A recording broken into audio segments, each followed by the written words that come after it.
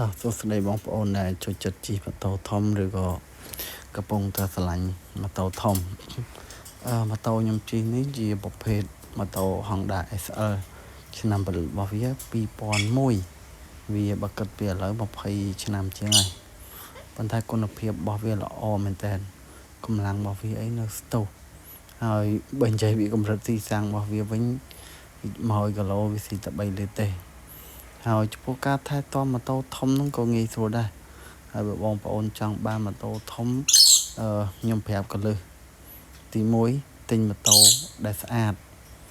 រៀងថ្លៃបន្តិចតែគុណភាពល្អនិងយើងជិះទៅស្រួលវាមិនភ័យយើងខូចហើយយើងនឹងស្រឡាញ់វាហើយទី2យើងត្រូវចេះថែទាំវា